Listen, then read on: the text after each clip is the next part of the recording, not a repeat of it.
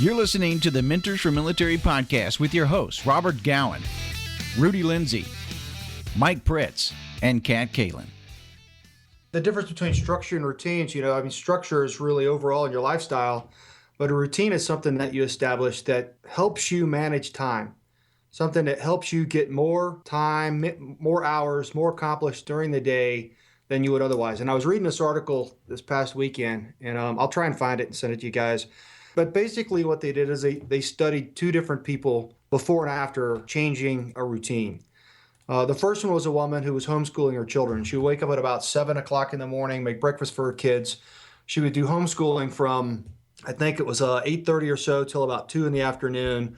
Then she would put the kids off into playtime, and then she would try to relax a little bit, get a little bit of time personally for herself before she had to start dinner.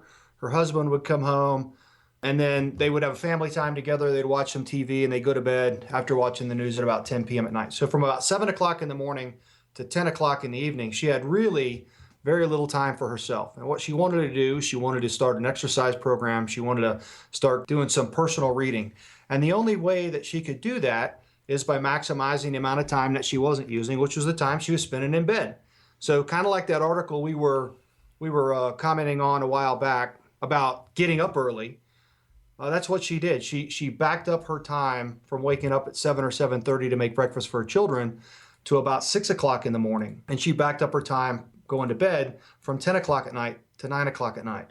So one simple change in her routine gave her the extra amount of hours in the morning before her children got up and had to start breakfast and homeschooling and parenting.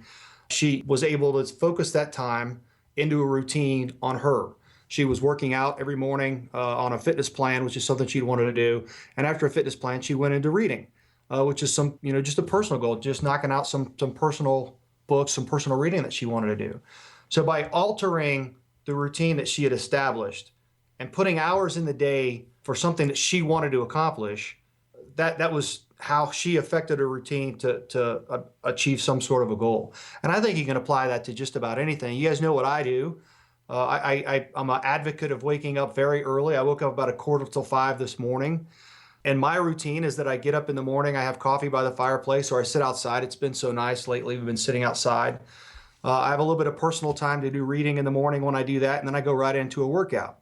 If I don't do that in the morning before about 6:30 or 7 o'clock in the morning, it's not going to happen. Too many things come up during the day. And just like yesterday with the podcast, I got focused on other things and I was away from home, and I couldn't get back because so many things come up during the day that take our time away from us. So you've got to establish, and I don't care where it is. For me, it's 5 o'clock in the morning. I don't care where it is, but you have to establish a period of time that you can put the tasks into that period of time that you need to accomplish before anything else for the day. No, I agree, and especially like with parenting, because as everyone knows, I have 3 small daughters, and one is just in school, so I have the 2 little ones with me all the time.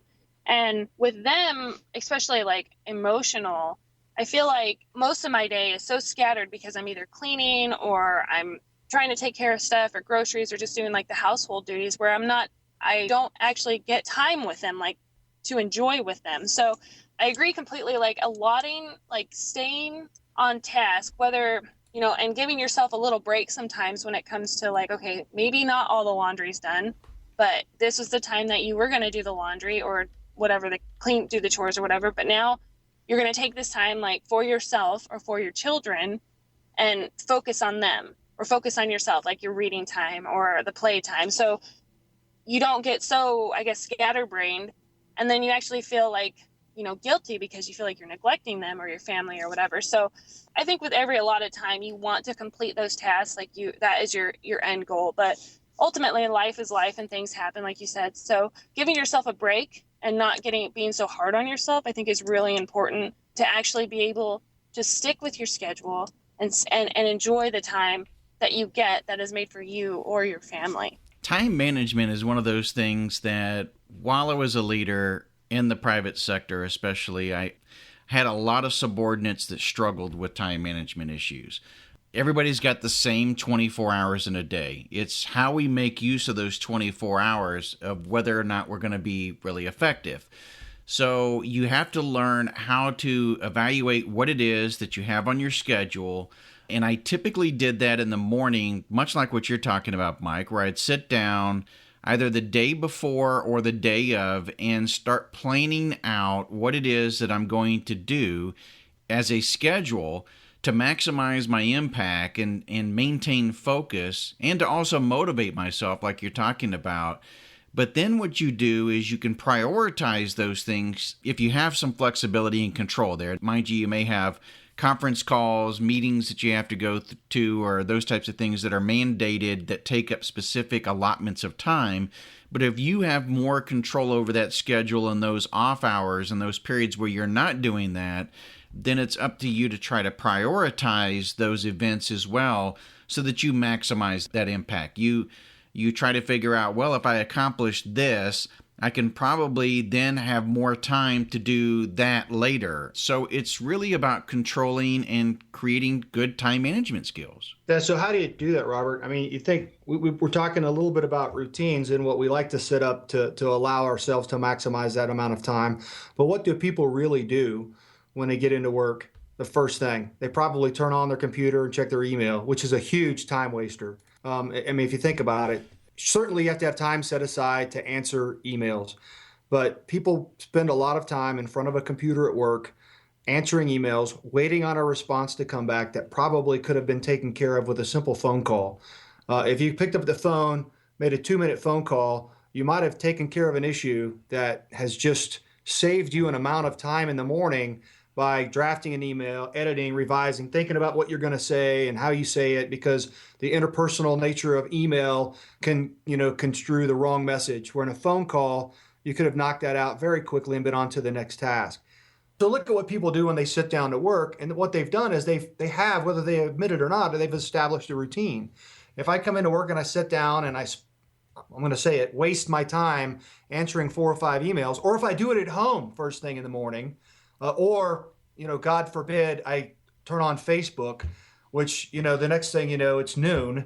If you spent that much time seeing what's going on in the world of social media, and, we all have multiple social media accounts. If you do those things first thing in the morning or first when you get to work, look at the amount of time you're actually wasting. Set a clock. I agree. And I think that that's what a lot of people do. You're exactly right. And then what they do is, even using those types of electronic format like email or social media, especially with email, they don't have a structured environment within the actual email account. So what they're doing is they're seeing that, I've had people tell me I've got 145 emails. Well, okay, if you've got that many emails, then what's happening is either you've probably, I would venture to say, given your email out to a lot of the, organizations or job headhunter recruiters or magazines, publications, or whatever that are sending you emails. You've told your subordinates that you want to be so engaged, copy me on everything. Or you're engaged in an environment where it's copy all when they respond back or reply all on emails. So you've got to first manage that aspect of it. And then within the emails and those types of things, you've got to do the same type of thing and build a structure so that it doesn't manage you. It's either going to be you're managing your time or somebody's managing it for you. And I think you guys have heard me talk about this before. I'm a huge advocate of using the term task management as opposed to time management. If you try to manage time, eventually you're going to run out of it. You do a Google search on time management, you're going to get 500,000 hits on people that are trying to tell you one method or another of how to, maximize or manage the amount of time you have in a day. But that doesn't help you establish priorities for accomplishing tasks. So if you come into work, or even in your personal life, if you got, what Kat's talking about, she's got laundry, she wants to play with the kids, she's got to get to school. There are certain tasks that have to be accomplished every day.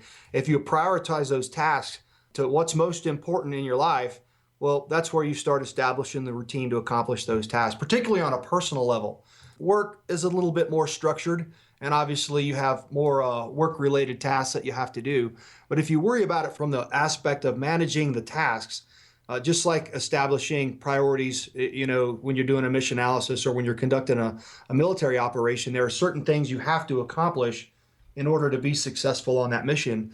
If you establish your personal tasks in the same way, and you just accomplish them sequentially, I think you'll feel a little bit better about how you're managing your time. If you look back, you'll see that you've got more tasks done than had you worried about time all day. If you have one schedule too, that's another thing that's important, that if you're going to create a schedule and you're going to want to try to manage your time, you can't have one on a phone, one on a computer, one on your iPad, and have three different schedules that you're trying to manage. They have to either be synced, or you decide that one of those forms of creating schedule is what you're going to use. And it could be your phone or your computer or whatever have you. And stick to that as being the primary place that you run your schedule from.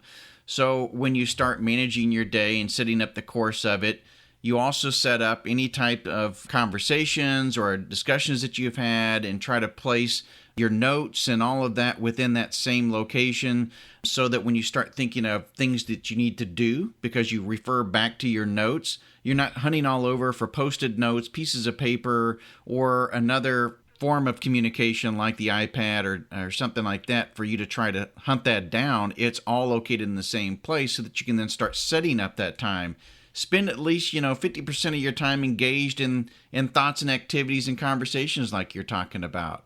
And then you got to also make sure that you schedule some time for interruptions. I can tell you that I used to do what's called drive-bys with my boss, and I used to mention that to them and say, all right, are you open to that? Are you open to me going and doing a drive-by? And really what that meant was there's going to be times where there's going to be something that's going to be important I'd love to talk about at the moment. If you got a moment free, I'd love to knock on your door or stop by your cube or whatever and say, hey, listen, I got something I want to run by you. You've got to plan then as a leader those interruptions. You got to plan to be pulled away from what it is that you're doing, because something's going to take the priority away from what you've established.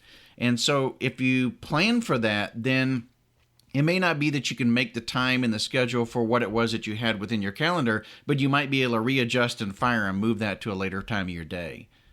Just as like in the professional side, it's so important for your emotional well-being and psychologically, because one thing as simple as just maintaining a routine, especially for soldiers or just anybody coming out of the military, they feel like, oh, I'm out, I don't have to have that strict schedule anymore, I don't have to wake up at 4.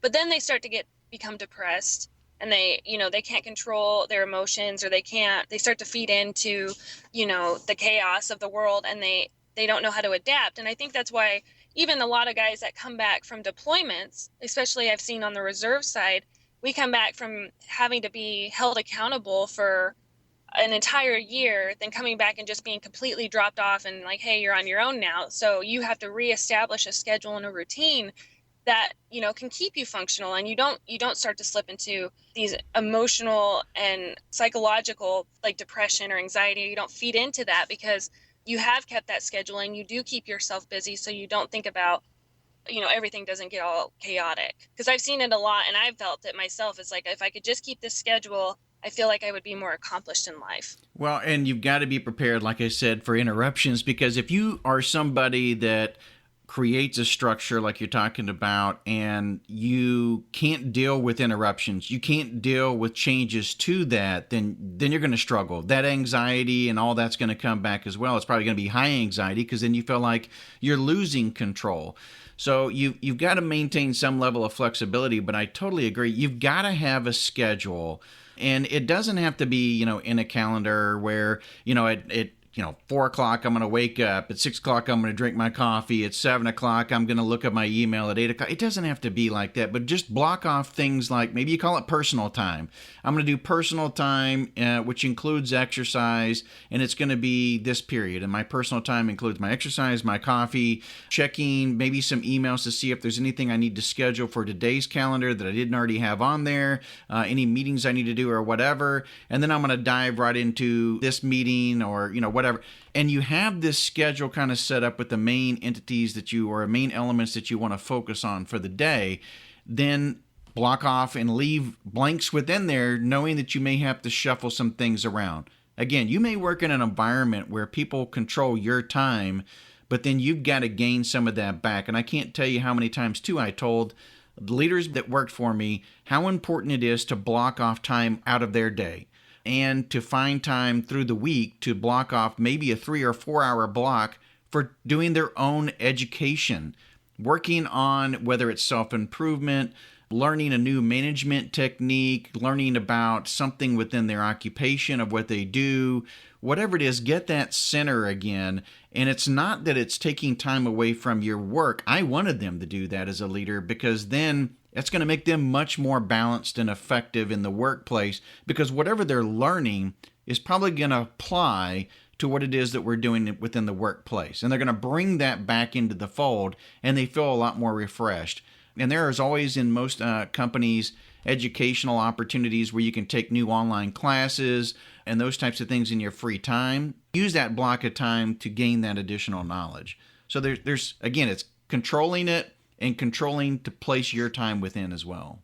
There's really two categories of people in the military. One that really responds well to the military structure, and those of us that have spent a lot of time in the military, 10, 20, 30 years, I think you become accustomed to that, so that your early morning routine and sometimes late nights is pretty standard. And then there's another category of person who doesn't respond well to structure at all, and they probably aren't as successful or have stayed in the military as long. So I think that those of us who have made it a career or at least a long-term investment, we respond well to that type of structure, lifestyle, and routines. And to go back to something you said earlier, Kat, when somebody gets out, comes off of a deployment, and then they let that routine go, and they then fall into, I think you said a lot of them are falling into depression. Part of the problem is that they've let go of something that they're familiar with. I'm reading a book right now by Marty Seligman called Learned Optimism, and essentially, what we talk about when people allow themselves, and I know it's not everybody because there's chemical imbalances that cause depression, but when people allow themselves to fall into depression for a reason, just like you've stated, well, Kat, they've taught themselves to be depressed. They've taken something out of their lives that's normal, that's structured, and that provided them some grounding, and they've changed it. And whether they're just sleeping in late or they're floundering and they're not pursuing anything intellectually or physically or anything just to keep them inspired, well, then it's kind of natural that they would teach themselves to be a little bit down. But the good thing about that is you can easily reverse it. Learned Optimism is about teaching yourself to come out of those types of mental games that you play with yourself. So why not, if you're a former military service member and you found yourself kind of floundering and you don't have a routine, why not revert back to what worked when you were in the military? I mean, we all have PT formation at 6 or 6:30 in the morning. We work out for about an hour. We've got personal time after that. Another formation at 9 a.m. usually that gets the work call going. And we do that so that we can control a large number of people to be at the right time, at the right place, doing the right thing and accomplishing tasks together. But you can do that personally and individually for yourself. And I kind of described my routine earlier. That works for me. It may not work for you, Kat. You may have something completely different that you need to accomplish. It may be during the day when the kids are taking a nap or later in the evening. But for me, it works just like it has for so many years in the military. I maximize the amount of time before I have to do anything than after. And that hasn't changed since I've retired. I think that, the task list changes. I do a lot more around the house. I do a lot more with my grandkids because I've allowed myself a year to do that stuff.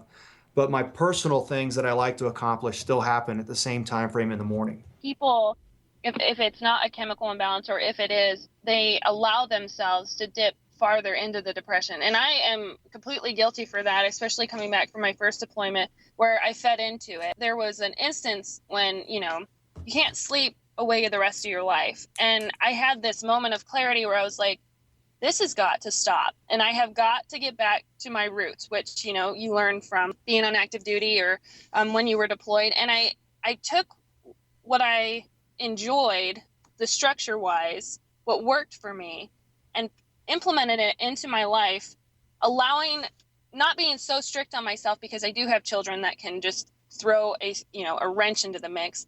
But it allowed me to be, like you said, you become more optimistic. You feel like you can accomplish goals and that you don't feed into those emotional distresses. And I think that's so important, especially for people that may be suffering with, mental issues, is that don't feed into it, because it's so easy to fall into this dark, hole where it's comfortable. And that's, being, sleeping all day and not keeping yourself accountable is just going to make things worse. But you're going to continue to go down that rabbit hole, and it's going to be harder to get out. But every day you make small tasks and you complete them, like just staying on schedule or waking up at the same time or working out or just doing something that you enjoy, will help you grow and keep you out of that depressing hole that you have fallen into. So, and for me, it's helped me a lot, especially with how I feel and how I react towards my kids. Because how small kids are, they can drive you crazy, but you feel better and you are more optimistic about the outcome of your life and that you can contribute to society again. So let's face it, we all know that the work lifestyle in most places is quite frantic. There's always a new interruption every few minutes. It feels like there's no time to stop and organize at all. And in some cases, people feel like the time management techniques that they were taught just aren't working. What you really find is that a lot of workers spend their days in a state of constant distraction and task switching. So they go from perpetual stress, being busy instead of productive. So it really takes a toll on the quality of work around them as well. They're not really able to keep their mind focused probably at the task at hand, whether they're in a business meeting, they're on a phone call, or even having to do a specific project before they can get engaged to the next thing. So what you've really got to do is get clarity around the roles and priorities rather than specific tasks, attention to management skills rather than time management skills, and a comprehensive workflow management system. And some people can use that, like we talked about, using a specific tool such as a calendar or something like that. I've seen people actually do this by using an Excel spreadsheet. Matter of fact, they ran it sort of like a project where they came up with what are the things that they want to do and help them prioritizing and all that. You certainly don't want to get in a rut, and you want to make sure that you do have some kind of routine so that you don't start feeling overwhelmed, feeling depressed, anxiety, and those types of things because it's not structured. But also, you don't want to try to account for every hour of your day also. We're not saying that. I'm not recommending that you go in there and go, okay, these 24 hours, I'm going to sleep over these 6 hours, and that's not what we want you to do. I think, though, what we are talking about is that you do need to have a routine, and you do need to have good time management skills in a way so that it doesn't control you, and you control it. I want to share something real quick. You talking, Robert, about needing setting aside time to think. Maybe think of something. And so I want to share something. One of the general officers I used to work for told me a long time ago, and it's about leaders specifically. And he has several things that he believed that leaders have to do every day. And I'll try to tie this back into what you were just talking about. But first thing we've all talked about, I certainly harp on, is exercise every day. Eat healthy.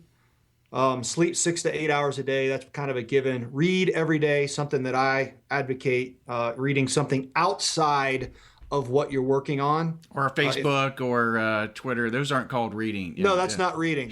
That's not reading. That's mindless dribble. But if you're working on school, or if you've got specific things that you work on at work, read something different, something inspiring, something that gets your mind, centered on something else.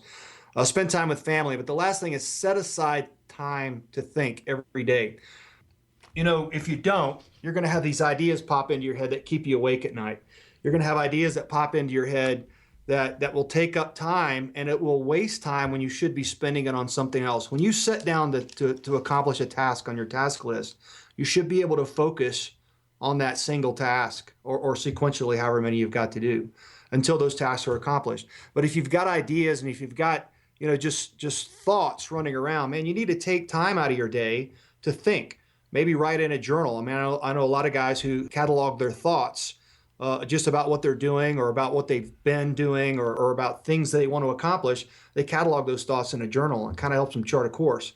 But if you're not spending time thinking about whatever it is, and it could be family issues, it could be educational issues, it could be stuff going on at work, it could be just something you want to do in the future and some goal setting that you're thinking about. Man, that kind of stuff wakes me up in the middle of the night at 2:00 in the morning, and then I can't get back to sleep. So I try to do that as well. I try to set a time every day where I just, sometimes it's 30 minutes, sometimes it's longer, but where you can just think and jot down some ideas on stuff you need to be working on. I love the goal setting piece that you just talked about, because a lot of people don't really think about that as part of their time management and schedule. But if you're working towards goals, and I'm talking personal goals or professional goals that you've created that you want to expand upon, then take that time to make sure you're tracking towards it, that when a new idea pops in your head that may take you down a different path or change the plan that you had, that's all great. You're writing those things down. I also keep a journal. I think a personal journal is very helpful for the mind,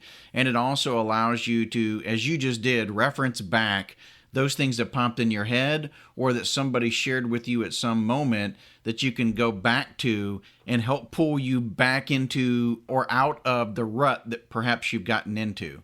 It helps you pull you back into that reality moment, or, hey, God, I need to get back focused on this because, this jarred my memory. It's good stuff. It makes like your creativity sparks again. That's one thing, because I have a terrible memory, and I drive my kids all around, and it's like I come up with these ideas when I'm driving. I'm like, oh, I need to jot that down and jot that down. So, and one thing I think is really important is if you do write down your ideas or just anything that it doesn't even have to deal with work or just passions or goals, is that when you do come back to it, you can go in depth and actually expand on it instead of being completely reactive and going and impulsive. And I think that's what happens a lot of times too, is that you get so excited about something that you just have to do it now. And it's important, like if you go and you write it down and you actually plan it out and prepare for it and keep that excitement going and not just for that moment, then I think you'd be a lot more satisfied with whatever you're going towards, and the outcome is going to be a lot more positive. Yeah, I think you touched on it twice now with goal setting, Kat. I mean, we've all talked about it, but your earlier statement was really about setting some objectives that you need to accomplish. That's goal setting. Anytime you're taking time to plan the things you need to accomplish, that's goal setting. And I think that ties into what maybe some military members who've separated, I think not having adequate goals established kind of plays into them falling into that depressed state. So, and certainly if you've got goals, then you've got a desire to get up out of bed and to establish a routine to move toward the accomplishment of those goals. So I think that's probably an important aspect of changing how you kind of trained yourself into fallen into a state of depression. There are several different things here, too, that we were talking about. We talked about structure and time management. We're also talking about skills that really aren't taught at a very, very early age, and that's kind of that workflow management. So making sure that you have not only the routine, but you know where you're going to go to. You don't leave just kind of that productivity or the things that you're doing to chance. You're going back and you're controlling the priorities. A, B, C, these are the things I need to work on that's most important. Especially for people that are coming out of or have fallen into a hard time or emotional state, or having a hard time adjusting to the new life that they're in, or creating a new routine. Creating small goals that are reachable and not really focusing on the end state is so important. Focus on the now, the present, what you're doing, the small goals that you want to attain, as in, getting up at the same time or doing things that are beneficial for your family or productive. I think that's extremely important, because a lot of times we're taught, especially in the military, is the outcome needs to be this. This is the outcome. We have to be here. We have to be here. I need to be this ranked by this time in my career. You always look at what's so far ahead, but it's an attainable goal, and it's going to happen. But now that you are back, just on your own, creating your own routine, create small goals that are achievable in that day. And I feel like people will be able to expand on that and actually reach bigger goals without becoming so hard on themselves for not maintaining a small routine, or, they hadn't done that, so they couldn't do the next thing. And, then you go right back into that spiral. Now, Kat, one small change in your routine can have a huge impact on your life. The story I told earlier about the article that I had read where the woman just added an extra hour to her day, and she really didn't do that. She just shifted the hour from the evening where she's sitting watching television, which is completely, there's nothing accomplished when the television is on at home or at work. But she just shifted that hour back to early morning when she was by herself and she could have some personal time to accomplish what she wanted. I think my main bit of advice to anyone who's struggling with that is to just make a change and dedicate 1 week to it. Say, I'm gonna spend 1 week getting up 1 hour earlier. If you wake up at 7, get up at 6. If you wake up at 6, get up at 5. And I think that after a week, you'll see that, first of all, your entire day kind of shifts, that you'll get more accomplished in the morning. The things that you never had time for, you found that extra hour that you can squeeze it into. And I think that once you've spent a week doing that, and you'll see how much better you feel at the end of the week, you'll see how much more you've gotten accomplished, you won't want to change back to the way it was. So we talked about creating some goals, creating personal time in your schedule. First off, create a schedule and have one place or tool that you're going to keep that. Be sure that you schedule some me time. Learn something new each day through education, or set some time throughout the week in order to do that. Allow flexibility within your schedule, realizing that you're not always going to have control and priorities are going to shift. And don't schedule every moment. Don't feel like you have to have control of every moment of the day, but yet make sure that you feel like you are in control. I'd just like you to clip in a quote of an old buddy of mine who's an ultra marathoner. And this guy runs every day. His name is Tim Hardy. He's a good friend of mine I worked with in the Pentagon. But this guy has ran every day for, I think, the last 4 or 5 years. He's never missed a day, whether he's sick, whether he's got, something going on in his life. He's big travel schedule. He used to work for Fitness Anywhere. But Tim set aside time every day to run, morning, evening. When we worked in the Pentagon, he ran to work, he ran home, figured out a way to do it every single day. But the quote is, we choose our priorities in life and we back them up with our actions one way or the other. So when we talked a little bit about goal setting, we talk about establishing a schedule or establishing priorities. You're going to back those priorities up one way or the other. You're either going to stick to them, you're going to follow them, or you're going to let something else get in the way. If they're truly priorities, you're going to follow them. For Tim Hardy, it's running every day. That's a priority in his life. So he gets up and he runs every morning. For me, it's my personal time that I can have reading and then work out. But those priorities have to be, from the heart. It's not just something you want to do, something that you feel is very important, so that no matter what happens, you're going to knock those priorities out every day. Please be sure to follow us at iTunes, leave a rating and your comments. And if you don't have an Apple product, no worries. You can follow us at SoundCloud, download the app. And if you're on Twitter, be sure to follow us there at Mentors, the number 4 MIL.